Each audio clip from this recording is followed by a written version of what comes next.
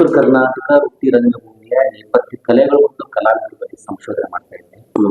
ನನ್ನ ಸಂಶೋಧನೆಯಲ್ಲಿ ತಾವು ಹೇಳಿದರೆ, ಯಾಕಂದ್ರೆ ತುಂಬಾ ವರ್ಷಗಳಿಂದ ಕಂಪನಿಗಳು ನಡೆಸ್ತಾ ಕಂಪನಿಗಳ ಮಾಲೀಕ ನಾವು ಕೂಡ ಗೇಟ್ ಕೀಪರ್ ಆಗಿ ಕಸ ಹೊಡೆದು ಪರದೆ ಎಳೆದು ಸ್ವಿಚ್ ಬೋರ್ಡ್ ಮಾಡಿ ಪ್ರಚಾರ ಕಲಾವಿದನಾಗಿ ನಂತರ ಕಲಾವಿದರಾಗಿದ್ದೆ. ಅದ್ರ ಅನುಭವ ಒಂದಿಷ್ಟು ಹೇಳ್ಕೊತೀರಾ ಸರ್? ಯಾಕೆ ನೇಪಥ್ಯಕ್ಕೆ ಹೇಗೆ ಬಂದ್ರೆ ನೀವು, ಹೇಗೆ ಶುರುವಾಯ್ತು ನಿಮ್ಮ ಬಾಲ್ಯದಿಂದ ರಂಗಭೂಮಿ? ನಮ್ಮ ತಂದೆ ತಾಯಿ ಕೂಡ ರಂಗಭೂಮಿ ಕಲಾವಿದರು, ಕಂಪ್ನಿ ಮಾಲೀಕರು ಹೌದು. ಬಟ್ ಅವರು ತೀರ್ಕೊಳ್ಳೋಕ್ಕಿಂತ ಮೊದಲು ನಾವು ಮಠದಲ್ಲಿದ್ವಿ. ಅವ್ರು ತೀರ್ಕೊಂಡಾಗ ಮಠಕ್ಕೆ ಕಟ್ಟಬೇಕಾದ ಫೀಸ್ ಕಟ್ಟೋರು ಯಾರೂ ಇರಲಿಲ್ಲ. ನಾನೇ ಸಣ್ಣವ್ ನಮ್ಮ ಮನೆಯಲ್ಲಿ. ಎಲ್ಲರೂ ನಮ್ಮ ಅಣ್ಣ ನಾಟಕ ಮನೆಯಲ್ಲಿದ್ದ, ಅಕ್ಕಂಗಿರು ಕೊಟ್ಟ ಮನೆಗೆ ಹೋಗಿದ್ರು. ನಾನು ಕಡೆ ಮಗ, ಲಾಸ್ಟ್ ಮಗ. ಅನಿವಾರ್ಯ ಸ್ವಲ್ಪ ದಿವಸ ಹೋಟ್ಲ್ ಒಳಗೆ ಕಪ್ಪು ಮಸಿ ತೊಳೆದೆ. ನಂತರ ಒಬ್ರು ಬಂದು, ನೀನು ಒಬ್ಬ ದೊಡ್ಡ ಕಲಾವಿದ ಮಗಪ್ಪ, ಇಂಥ ಕೆಲಸ ಮಾಡಬಾರ್ದೇನು, ನೀನು ಕಲಾವಿದ್ರ ಮಗ, ಕಲೆಯ ಬಗ್ಗೆ ನಿನಗೆ ಆಸಕ್ತಿ ಇರ್ಬೇಕಂತ ನಾನು ತಿಳಿಸಿದ್ರು. ಆಮೇಲೆ ನಾನು ನಾಟಕ ಮನೆಗೆ ಬಂದೆ. ಮೊದಲಿಗೆ ಬಂದಿದ್ದು ನಾನು ನಮ್ಮ ಜಿ ವಿ ಕೃಷ್ಣ ಅವ್ರ ಕಂಪನಿ ಒಳಗೆ. ಏನು ಶರಣ್ ಅಂತಂದರೆ ಹಾಸ್ಪಾಟ್ ಮಾಡ್ತಾರೆ ಹೀರೋ, ಮತ್ತು ಶ್ರುತಿ ತಂದೆ ಜಿ ವಿ ಕೃಷ್ಣ ಅವರಂತ. ಅವರು 81 ಬಹುಶಃ 81 ಹುಬ್ಳಿ ಕ್ಯಾಂಪ್ ಗುಲಾಮಗಂಡ ನಾಟಕ. ಆವಾಗ ನಾನು ಅವ್ರ ಕಂಪ್ನಿಯಲ್ಲಿ ಗ್ರೀನ್ ರೂಮ್ ಕೆಲಸ ಮಾಡ್ತಿದ್ದೆ. ಕಲಾವಿದರಿಗೆ ಡ್ರೆಸ್ ಕೊಡೋದು, ಅವ್ರ ಮುಖ ಒರೆಸ್ಕೊಂಡಂಥ ಬಟ್ಟೆನ ಒಗೆದಾಕೋದು, ಅದಕ್ಕೆ ನಮ್ಮಲ್ಲಿ ರಂಗಪಾರ್ಟಿ ಕೆಲಸ ಅಂತ ಹೇಳ್ತಾರೆ, ಆ ಕೆಲಸ ಮಾಡ್ತಿದ್ದೆ ನಾನು ಅವಾಗ. ಅಲ್ಲಿಂದ ಮುಂದೆ ಮತ್ತು ಅದ್ರ ಜೊತೆಗೆ ಪ್ರಚಾರಕ್ಕೆ ಹೋಗೋದು, ಗಾಡಿಯಲ್ಲಿ ಕೂತ್ಕೊಂಡು ಪ್ರಚಾರ ಮಾಡೋದು. ಅದು ಆದಮೇಲೆ ಪರದೆ ಎಳೆದೀನಿ, ಸ್ವಿಚ್ ಬೋರ್ಡ್ ಮಾಡೀನಿ, ಎಲ್ಲ ಕೆಲಸ ನೈಪಥ್ಯ ಕೆಲಸ ಏನದವ ಎಲ್ಲನೂ ಮಾಡೀನಿ ನಾನು. ರಂಗಭೂಮಿಗೆ ಬೇಕಾದ ಕೆಲಸಗಳೆಲ್ಲ, ಸೀನ್ಸ್ ಜೋಡಿಸೋದಾಗಲಿ, ಸೀನ್ಸ್ ಹುಚ್ಚೋದಾಗಲಿ, ಲೈಟಿಂಗ್ ಮಾಡೋದಾಗಲಿ, ವೈರಿಂಗ್ ಮಾಡೋದಾಗಲಿ ಎಲ್ಲವನ್ನೂ ಮಾಡ್ತಿದ್ದೆ ನಾನು. ಸರಿ, ಪ್ರಚಾರ ಮಾಡಕ್ ಹೋದಾಗ ಪ್ರೇಕ್ಷಕರ ಅಭಿಪ್ರಾಯ ಹೇಗಿರ್ತಿತ್ತು? ನಾವು ಪ್ರಚಾರ ಭಾಳ ಚೆನ್ನಾಗಿ ಮಾಡ್ತಿದ್ದೇವೆ. ಅಂದು ಇಂದು ಎಲ್ಲದೆ ಹಿಂದೆ ಬಂದು ನೋಡಿ ನಾಟಕ, ಈ ಥರ ಮುತ್ತು ಹಾವಿಗೆ ಚಂದ, ಮುತ್ತು ಮೂಗಿಗೆ ಚಂದ, ಹಣಿಗೆ ಕುಂಭ ಚಂದ, ನಿಮ್ಮೆಲ್ಲರಿಗೂ ನೋಡ್ರಿ ನಮ್ಮ ಕಂಪನಿ ನಾಟಕವೇ ಚಂದ, ನಾಟಕ ಹಾಸ್ಕತೇಶ್ವರ ಮಹಾತ್ಮೆ ಅಂತ ಹಿಂಗೆ ಅವ್ರನ್ನ ಕಂಪನಿ ಒಳಗಿದ್ದ ಗುಲಾಮಗಂಡ ನಾಟಕ ಜಿ ವಿ ಕೃಷ್ಣರ ಕಂಪನಿಯಾಗಿದ್ದಾಗ. ಆಮೇಲೆ ಹೆಣ್ಣಿನ ಜೀವನ ಒಂದು ನಾಟಕ ಅವ್ರ ಕಂಪನಿ ಒಳಗೆ ನಾನು ಇದ್ದಾಗ ಒಳ್ಳೆ ಸ್ಟೇಜಿಗೆ ಒಳ್ಳೆ ನಾಟಕ. ಇಬ್ಬರು ಶ್ರುತಿ ತಾಯಂದಿರು ಒಳ್ಳೆ ಪಾತ್ರ ಮಾಡ್ತಿದ್ರು. ನಾನು ಅವಾಗ ಇನ್ನೂ ನೇಪಥ್ಯ ಕಲಾವಿದನೇ, ಅವಾಗ ಇನ್ನೂ ಸಂಪೂರ್ಣ ಪ್ರಮಾಣದ ಕಲಾವಿದನಾಗಿರಲಿಲ್ಲ. ಮತ್ತೆ ಸರಿ, ರಂಗ ಪಾರ್ಟಿ ಮಾಡ್ಬೇಕಾದ್ರೆ ನಿಮಗೂ ಯಾವತ್ತಾದ್ರೂ ನಾಟಕ ಮಾಡ್ಬೇಕಂತ ಅನಿಸ್ತಿತ್ತು? ನೋವಾದ ಸಂಗತಿಗಳೇನಾದ್ರೆ? ನೋವಾದ ಸಂಗತಿ ಅಂದರೆ, ನಾನು ರಂಗಪಾರ್ಟಿ ಅಂದರೆ ಕಲಾವಿದರು ರುಂಬಾಲ್ ಸುತ್ತ ನೋಡ್ತಿದ್ದೆ. ಅವ್ರು ಸುತ್ತಿ ಸೀನ್ಗೆ ಹೋಗಿ ಬಂದ್ಮೇಲೆ ಆ ರುಂಬಾಲ್ನ ಕನ್ನಡಿ ಮುಖ ಕುತ್ಕೊಂಡು ಸುತ್ತಿದ್ದೆ. ಅವ್ರು ಹೇಗೆ ಸುತ್ತಿದ್ರು ರುಂಬಾಲ್ ಪೇಟ ಅಂತಿರ್ಲಿ ನಾವು, ಆ ಪೇಟನ ಈಗ ನಮ್ಗೆ 5-6 ಟೈಪ್ ನಾವು ಪೇಟ ಸುತ್ತೀವಿ ನಾವು ಈಗಾಗಲೇ. ಹಂಗೆ ಕಲಾವಿದ್ರು ಬಿಟ್ಟು ಹೋಗಿ ಡ್ರೆಸ್ ಹಾಕೊಳ್ಳೋದು, ಪೌರಾಣಿಕ ನಾಟಕದ ಅವಾಗ ಕೊಪ್ಪಳ ಗವಿಸಿದ್ದೇಶ್ವರ ಮಹಾತ್ಮೆ ಶೆಟ್ಟರ್ ಕಂಪನಿ ಒಳಗೆ ಆಡ್ತಿದ್ರು, ನರಗುಂದ ಬಂಡಾಯ ನಾಟಕ ಆಡ್ತಿದ್ರು, ಭಾಳಷ್ಟು ನಾಟಕಗಳನ್ನು, ಇದು ಐತಿಹಾಸಿಕ ಮತ್ತು ಪೌರಾಣಿಕ ನಾಟಕಗಳನ್ನು ಆಡ್ತಿದ್ರು. ಅವಾಗ ಅವ್ರ ಡ್ರೆಸ್ ಕಳಚಿ ಹೋದ್ಮೇಲೆ ಆ ಡ್ರೆಸ್ ಹಾಕೊಂಡು ನಾವು ಕನ್ನಡಿ ಮುಂದೆ ನಿಂತ್ಕೊಳ್ಳೋದು, ಇಂಥವೆಲ್ಲ ಮಾಡ್ತಿದ್ವಿ. ಅವ್ರ ಡೈಲಾಗ್ಗಳನ್ನು ಮಾತಾಡೋಕ್ಕೆ ಪ್ರಯತ್ನ ಮಾಡ್ತಿದ್ವಿ, ದೊಡ್ಡ ದೊಡ್ಡ ಕಲಾವಿದರದ್ದು. ಹಂಗಾಗಿ ಆಸಕ್ತಿ ಉಂಟಾಯಿತು, ಪಾಠ ಮಾಡಬೇಕು ಅನ್ನೋದಿತ್ತು. ಅಲ್ಲಿವರೆಗೂ ನಂಗೆ ಪಾಠ ಸಿಕ್ಕಿರಲಿಲ್ಲ. ಮುಂದೆ ಅಲ್ಲಿಂದ ಚಿತ್ರಿ ಕಂಪ್ನಿಗೆ ಬಂದೆ. ನಾನು ಚಿತ್ರಿ ಕಂಪ್ನಿಗೆ ಬಂದು ಪ್ರಚಾರ ಕಲಾವಿದನಾಗಿರೋದಲ್ಲಿ ನಾನು ಮತ್ತು ಶಂಕರಯ್ಯ ಅಂತ ಅವ್ರ ಕಲಾವಿದರು, ಕಪ್ ಡ್ರೈವರ್, ಅಡ್ವರ್ಟೈಸ್ ಗಾಡಿ ಡ್ರೈವರ್ ಅವರು, ಬೇವೂರು ಶಂಕರಯ್ಯ ಅಂತ. ನನ್ನ ಮೇಲೆ ಎಲ್ಲೆಲ್ಲರೂ ಪ್ರೀತಿ. ನಾನು ಮುಸ್ಲಿಮು, ಅವರು ಜಂಗಮರು, ಮಾವಾಳಿಯನ ಸಂಬಂಧ ನಮ್ದು. ಎಂಥದ್ದಂದ್ರೆ ಅವ್ರ ಹೆಂಡ್ತಿಗೆ ನಾ ಅತ್ತಿ ಅಂತಿದ್ದೆ, ಅಕ್ಕ ಅಂತಿದ್ದೆ, ಅವ್ರು ನಮ್ಗೆ ತಮ್ಮನ ಅಂತಿದ್ರು. ಇವ್ರು ನಮ್ಗೆ ಯಾಕೆ ಒಳ್ಳೆಯದೇವ್ರು ಅನ್ಲಾರ್ದು ಮಾತಾಡ್ತಿಲ್ಲ, ನಾನು ಮಾವ ಅನ್ಲಾರ್ದು ಮಾತಾಡ್ತಿರ್ಲಿಲ್ಲ. ಪ್ರಚಾರ ಮಾಡ್ತಿದ್ದೆ. ಮುಂದೆ ಒಂದು ದಿವಸ ಶ್ರೀರಂಗಪಟ್ಟಣ ಕ್ಯಾಂಪು ಓಪನ್ ನಾಟಕ ಕಿವುಡು ಮಾಡಿದ ಕಿತಾಪತಿ ನಾಟಕದೊಳಗೆ ಕಿವುಡನ ಪಾತ್ರ ಮಾಡಬೇಕಾದ್ರೆ ಬರಲಿಲ್ಲ.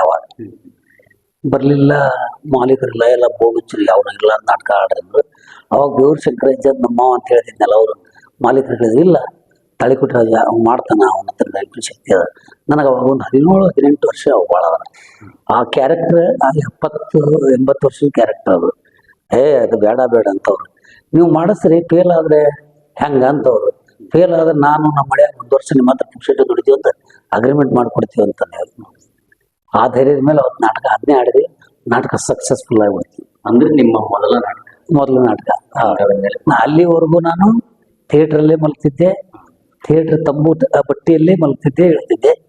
ಅವಾಗ ಜನ ಎಲ್ಲ ನಾನು ನೋಡಕ್ ಸೇರಕತ್ಬಿಟ್ರು. ಅಲ್ಲಿ ಶ್ರೀರಂಗಪಟ್ಟಣ ಕಡೆ ಮೈಸೂರು ಭಾಗದಲ್ಲೆಲ್ಲ ಕಿರುಡನ್ ಪಾತ್ರ ಮಾಡೋದು ಚೆನ್ನಾಗಿ ಮಾಡ್ತಾನೆ ಸೇರಕತ್ಬಿಟ್ರು. ಅವಾಗ ಮಾಲೀಕರು ಇನ್ಮೇಲೆ ನೀ ಥಿಯೇಟ್ರದಲ್ಲಿ ಮಲಗಬಾರ್ದಪ್ಪ, ನೀ ರೂಮ್ ಹಿಡ್ಕೊಂಡಿರು ಅಂತ ನನಗೆ ಅವಾಗ 2,000 ಅಡ್ವಾನ್ಸ್ ಕೊಟ್ಟು ಮನೆ ಹಿಡ್ಕೊಂಡಿರು ಅಂತೇಳಿ. ಅವಾಗ ನಾನು 2,000 ಸಿಂಗಲ್ ಬೆಡ್, ಗ್ಲೌ, ದಿಂಬು ಹೊತ್ಕೊಳಕ್ ಅಲ್ಲಿವರೆಗೂ ತಂಬು ಬಟ್ಟಿನೇ ಹೊತ್ಕೊಂಡು ಮಕ್ಕೊಂಡಿದ್ದು ನಾವು ಥಿಯೇಟ್ರಲ್ಲಿ. ತಂಬು ಬಟ್ಟೆ ಅಂತಾರಲ್ಲ, ಅವು ಪರದೆಗಳನ್ನೇ ಹೊತ್ಕೊಂಡು ಮಕ್ಕೊಂಡಿದ್ದು ನಾವು. ಅವಾಗ ಅಲ್ಲಿ ಸ್ಟಾರ್ಟ್ ಆಯಿತು ಪಾತ್ರ ಮಾಡೋಕ್ಕೆ.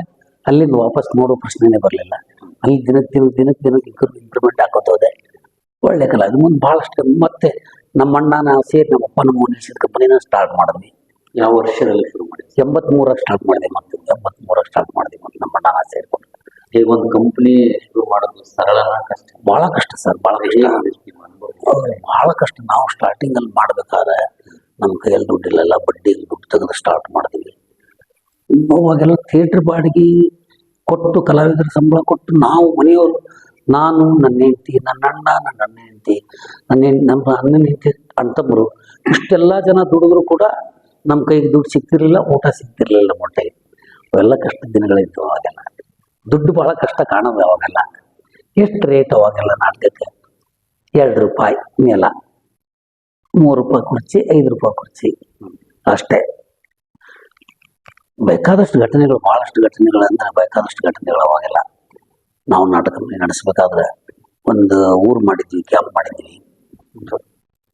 15 ದಿವಸದವರೆಗೂ ಮಳೆ. ಯಾವಾಗ ನಾಟಕ ಆಗುತ್ತೋ ಅವತ್ತೇ ದುಡ್ಡು ಕಾಣ್ಬೇಕು ನಾವು. ಕೊನೆಗೆ 15 ದಿವಸದ ಮೇಲೆ ಒಂದು ದಿವಸ ಮೇಘರಾಜನ ಕೃಪೆ ನಿಂತೋಯ್ತು. ನಾಟಕ ಬಿಸಿಲು ಬಿತ್ತು. ಇವತ್ತು ನಾಟಕ ಆಡ್ತೀವಪ್ಪ, ಇವತ್ತು ಎಷ್ಟರಷ್ಟು. ಅಲ್ಲಿವರೆಗೂ ಒಂದು ಕಿರಾಣಿ ಅಂಗಡಿ ಒಳಗೆ ಮುದ್ರಿ ತಂದಿದ್ವಿ. ಅವ ಕಿರಾಣಿ ಅಂಗಡಿ ಇವತ್ತು ನಾಟಕ ಆಗುತ್ತೆ, ನಾನು ಬಾಕಿ ಬರುತ್ತಂತ ಪಾಪ ಅವನು. ಆಯ್ತು, ರೆಕಾರ್ಡ್ ಹಾಕಿದ್ವಿ, ಟಿಕೆಟ್ ಸ್ಟಾರ್ಟ್ ಮಾಡಿದ್ವಿ. ನಾಟಕ ಸ್ಟಾರ್ಟ್ ಮಾಡಿದೆ 2 ಸೀನಿಗೆ ಒಬ್ಬ ನಮ್ಮಲ್ಲಿ ವಯಸ್ಸಾದ ಕಲಾವಿದರು ತೀರ್ಕೊಂಡ್ಬಿಟ್ರು. ಇನ್ನು ಅವ್ರು ತೀರ್ಕೊಂಡ್ರೆ ನಾಟಕ ನಿಲ್ಲಿಸಿದ್ರೆ ದುಡ್ಡು ವಾಪಸ್ ಕೊಡ್ಬೇಕು. ಎಷ್ಟಾಗಿದೆ ಅದು ಕಲೆಕ್ಷನ್? 300, 275 ಆಗಿತ್ತು ಅವಾಗ ಕಲೆಕ್ಷನ್. ಆ 275 ಕೊಟ್ಟರೆ ಬೆಳಿಗ್ಗೆ ಊಟ ಇಲ್ಲ ನನಗೆ. ಮತ್ತು ಇವನು ಅಂತ್ಯಕ್ರಿಯೆನೂ ಮಾಡೋಕ್ಕಾಗೋದಿಲ್ಲ ತೀರ್ಕೊಂಡಂಥ ಕಲಾವಿದನ. ಹಂಗೆ ಚಾಪಿ ಒಳಗೆ ಶಿವನ ಮುಚ್ಚಿಟ್ಟು ನಾಟಕ ಆಡಿ ಮುಗಿಸಿ ಬೆಳಗ್ಗೆ ಹರಿದ ಮೇಲೆ ಒಂದು ಅಂತ್ಯ ಸಂಸ್ಕಾರ ಮಾಡಿ ಉಳಿದ ದುಡ್ಡಲ್ಲಿ ಮತ್ತು ಬೋರ್ಡಿಗೆ ತಂದು ಊಟ ಮಾಡಿದ್ವಿ. ಇಂಥವೆಲ್ಲ ಘಟನೆಗಳು ಬೇಕಾದಷ್ಟು ಆಗ್ಯಾವ ನಮ್ಮ ಜೀವನದಾಗ. ಅಂದ್ರೆ ಸರ್, ಈಗ ನೀವು ನಾಟಕ ಮಾಡೋದ್ರಿಂದ ಸಂಗೀತವನ್ನು ಹೇಗೆ ಮಾಡ್ತಿದ್ರಿ? ಸಂಗೀತ ಹೇಗಿತ್ತು? ಸಂಗೀತ ಹೆಂಗಿತ್ತಪ್ಪ ಅಂದ್ರೆ, ಮೊದಲು ರಂಗಮಂಗಳಕ್ಕೆ ಸಂಗೀತ ಸಿಕ್ತಿತ್ತು. ಒಬ್ಬ ಹಾರ್ಮೋನಿಯಂ ಮಾಸ್ಟ್ರು, ತಬಲಿ ಮಾಸ್ಟ್ರು ಕಲಾವಿದರಿಗೆ ಸಂಗೀತ ಹೇಳ್ಕೊಡ್ತಿದ್ರು. ನಮ್ಮಲ್ಲಿ ನಾವು ಕಂಪನಿ ಸ್ಟಾರ್ಟ್ ಮಾಡಿದ್ರು ಕೂಡ ನಮ್ಮಲ್ಲಿ ಕೂಡ ಗುಂಡಪ್ಪಣ್ಣ ಕೌಡಿಮಟ್ಟಿ ಅಂತ ಬಂದ ಆಸಕ್ತಿ ಉಳ್ಳ ಕಲಾವಿದರಿಗೆ ಹಾರ್ಮೋನಿಯಂ ಹೇಳ್ಕೊಡ್ತಿದ್ರು. ಅವರು ಸಂಗೀತ ಹೇಳ್ಕೊಡ್ತಿದ್ರು, ರಾಗಜ್ಞಾನ ಹೇಳ್ಕೊಡ್ತಿದ್ರು. ಹೀಗಾಗಿ ಸಂಗೀತ ಮೊದಲ ಕಂಪನಿಗಳಲ್ಲಿ ಇತ್ತು. ಇವತ್ತೇನು ಹೊಸ ದುನಿಯಾ, ಹೊಸ ಡಿಜಿಟಲ್ ಅಂತ ಬಂತು, ಕೀಬೋರ್ಡು, ರಿದಮ್ ಪ್ಯಾಡು ಅಂತ ತಗಲು ವಾದ್ಯಗಳಿಗೆ ಹೇಳೋಣ ಬಿಟ್ರಲ್ಲ. ಅದು ಬಟ್ ಎಲ್ಲ ಒಂದು ಕಡೆ ಇರ್ತದೆ. ನಾಟಕಕ್ಕೆ ತಬಲಾ ಬೇಕು, ಹಾರ್ಮೋನಿಯಂ ಬೇಕೇ ಬೇಕು. ಯಾಕಂದ್ರೆ ಎಂಥ ಕೀಬೋರ್ಡ್ ತಂದ್ರು, ಎಂಥ ಡಿಜಿಟಲ್ ವಾದ್ಯ ತಂದ್ರೂ ಕೂಡ ಶ್ರುತಿ ಸೇರ್ಸಕ್ಕೆ ಹಾರ್ಮೋನಿಯಂ ಬೇಕೇ ಬೇಕು. ಮತ್ತಿದ್ದು ರಂಗಪಟ್ಟಿ ಹೇಗಿತ್ತು ಸರ್? ನಾಟಕ ಸಾಹಿತ್ಯ ಹೇಗಿತ್ತು? ನನ್ನ ಮೊದಲೆಲ್ಲ ಶರಣ ಸಾಹಿತ್ಯ ಒಳ್ಳೆ ನಾಟಕಗಳು ಆಡ್ತಿದ್ವು, ನಾವು ಮಾಡ್ತಿದ್ವಿ. ಮೊದಲೆಲ್ಲ ಕಲಬುರಗಿ ಶರಣ ಬಸವೇಶ್ವರ ಮಹಾತ್ಮೆ ಎಲ್ಲ ಶರಣರ ನಾಟಕಗಳನ್ನ ಆಡ್ತಿದ್ರು. ಆಮೇಲೆ ದಾಸರ ನಾಟಕಗಳನ್ನ ಆಡ್ತಿದ್ರು. ಭಾಳಷ್ಟು ವಿಜಯ ಮಹಾಂತೇಶ್ವರ ಮಹಾತ್ಮೆ ಚಿತ್ರಿಗೆ ವಿಜಯ ಮಹಾಂತೇಶ್ವರ ಮಹಾತ್ಮೆ ನಾಟಕ ಆಡ್ತಿದ್ರು. ತಾಳಿಕೋಟೆ ಗುರು ಖಾಸ್ಕತೇಶ್ವರ ಮಹಾತ್ಮೆ ನಾಟಕ ಆಡ್ತಿದ್ರು. ಎಲ್ಲ ಶರಣರ ನಾಟಕ ಆಡ್ತಿದ್ರು. ಐತಿಹಾಸಿಕ ನಾಟಕ ಆಡ್ತಿದ್ರು. ರಕ್ತರಾತ್ರಿ, ಅಕ್ಷಯಾಂಬರ, ಚಿತ್ರಾಂಗದ ಇವೆಲ್ಲ ನಾಟಕಗಳು ಆಡ್ತಿದ್ರು. ರೇಣುಕಾ ಯಲ್ಲಮ್ಮ, ಸತ್ಯ ಹರಿಶ್ಚಂದ್ರ ಇವೆಲ್ಲ ನಾಟಕ ಆಡ್ತಿದ್ರು ಅವಾಗ. ಇಲ್ಲಿವರೆಗೂ ತಾವೇನಾದ್ರೂ ಯಾವ ಕೃತಿ ಬರ್ತಿದ್ರೆ ಸರ್? ನನ್ನ ಕಲಿಯುಗದ ಕುಡುಕನ ನಮ್ಮ ಕ್ಯಾಸೆಟ್ಗೆ ಏನದಾವ ನಾಟಕ, ಕಲಿಯುಗದ ಕುಡುಕ, ಅಸಲಿ ಕುಡುಕ, ಆಮೇಲೆ ಲತ್ತಿಗುಣಿ ಲಕ್ಕವ, ಅವೆಲ್ಲ ನನ್ನ ನಾಟಕಗಳೇ. ಸರ್, ಈ ಪ್ರಸ್ತುತ ಕಾಲಘಟ್ಟದ ಕಂಪನಿ ನಾಟಕಗಳಲ್ಲಿ ಇರುವ ಸಾಹಿತ್ಯ ಮತ್ತು ಸಂಗೀತ ನೇಪಥ್ಯದ ಹಿನ್ನೆಲೆ ಹೇಗಿದೆ? ಮೊದಲು ನಿಮ್ಮ ಕಾಲಘಟ್ಟದಲ್ಲಿ ನೇಪಥ್ಯ ಹೇಗಿತ್ತು? ನೈಪಥ್ಯಕ್ಕೆ ನೋಡ್ರಿ ಸರ್, ಅದೊಂದು ಗೌರವ ಇತ್ತು. ನೈಪಥ್ಯ ಕಲಾವಿದರಿಗೂ ಗೌರವ ಇತ್ತು. ಇತ್ತಿತ್ತಲಾಗಿ ಏನು ಹುಟ್ಕೊಂಡಾರ ಕಲಾವಿದರು, ಅದು ಅದ್ರ ಬಗ್ಗೆ ನೈಪಥ್ಯ. ಈಗ ರಂಗಭೂಮಿ ಪರದೆ ಅಂದ್ರೆ ಏನು, ಸೀನ್ಸ್ ಅಂದ್ರೆ ಏನು, ಬಣ್ಣದ ಗುರುತೇ ಇಲ್ಲ. ಎಷ್ಟು ಬಣ್ಣ ಕಲಿಸಿದ್ರೆ ಯಾವ ಬಣ್ಣ ಬರುತ್ತೆ ಅನ್ನೋದೇ ಗೊತ್ತಿಲ್ಲ. ಪ್ಯಾನ್ಕಿಕ್ ದುನಿಯಾ ಬಂದ್ಬಿಡ್ತು, ರೆಡಿಮೇಡ್ ಬಣ್ಣ. ಅವಾಗೆಲ್ಲ ನಾವು ಬಣ್ಣ ತಯಾರು ಮಾಡಿ ಮೇಕಪ್ ಮಾಡ್ಕೋಬೇಕಾಗ್ತಿತ್ತು. ಈಗಿಲ್ಲ, ರೆಡಿಮೇಡ್ ಪ್ಯಾನ್ಕಿಕ್ ಬಂದ್ಬಿಟ್ಟಾವ. ಸುಮ್ಮನೆ ಸ್ಪಂಜ್ ತೊಗೊಳೋದು, ಎಳ್ಕೊಳ್ಳೋದು, ಕಸಬಾರ್ಗಿಲಿ ಎಳ್ಕೊಂಡಂಗೆ ಎಳ್ಕೊಳ್ಳೋದು, ಎರಡು ಉಬ್ಬು ತುಟಿ ಬಣ್ಣ ಬರ್ಕೊಂಡು ಹೋಗ್ತಾ ಇರೋದು ಅಂತೆ. ಅವಾಗೆಲ್ಲ ಬಣ್ಣದಿಂದ ಬಣ್ಣ ತೀಡಿ ಬಣ್ಣ ರೆಡಿ ಮಾಡ್ಕೋಬೇಕಾಗಿತ್ತು. ಒಂದು ಹಳದಿ, ಒಂದು ಕೆಂಪು, ಒಂದು ವೈಟ್ ಜಿಂಕು, ಇಂಗಳಿಕು, ರೆಡ್, ಇವು 3 ಬಣ್ಣದೊಳಗೆ ನಾವು 7 ಬಣ್ಣ ರೆಡಿ ಮಾಡ್ಕೋಬೇಕಾಗ್ತಿತ್ತು ಅವಾಗ. ಅದಕ್ಕೆ ದಿನ ಬಣ್ಣ ಕಲಿಸೋದನ್ನ ನೋಡ್ತಿದ್ವಿ ಕಲಾವಿದರು. ಯಾವ ಥರ ಬಣ್ಣ ಕಲಿಸ್ತಾರ, ಯಾವ ಥರ ಮೇಕಪ್ ಮಾಡ್ಕೊಳಕ್ ಒಬ್ಬ ಕಲಾವಿದ ಅವ್ರು ನೋಡಿ ಕುತ್ಕೊಂಡ್ಬಿಡೋದು, ಅವ್ರು ಹೆಂಗೆ ಮೇಕಪ್ ಮಾಡ್ಕೊತಾರ ನೋಡ್ತಾ ಇರೋದು. ಹಂಗೆಲ್ಲ ಅವಾಗ ದುನಿಯಾ ಇತ್ತು. ಡ್ರೆಸ್ ಮಾಡೋದು ನೋಡ್ತಿದ್ವಿ, ಪಟಕ ಕಟ್ಟೋದು ನೋಡ್ತಿದ್ವಿ, ದೋತ್ರ ಉಡೋದು ನೋಡ್ತಿದ್ವಿ. ವೀರಗಚ್ಚಿ ಬೇರೆ, ಡಬಲ್ ಕಚ್ಚಿ ಬೇರೆ, ಸಿಂಗಲ್ ಕಚ್ಚಿ ದೋತ್ರ ಬೇರೆ. ಅವೆಲ್ಲ ಅವತ್ತು ನಾವು ಮಾಡಿದ್ದ ಪುಣ್ಯಕ್ಕೆ ಇವತ್ತಿನ ಈ ಯುವ ಪೀಳಿಗೆ ಕಲಾವಿದರಿಗೆ ಯಾರಿಗಾರ ಪಟ್ಗ ಉಟ್ಕೊಳಕ್ಕೆ ಸುತ್ತಾಕ್ ಬರ್ತೈತಂದ್ರೆ ನಾವು ಅವ್ರಿಗೆ ಶರಣ ಅಂತೀನಿ. ಬರೋದೇ ಇಲ್ಲ.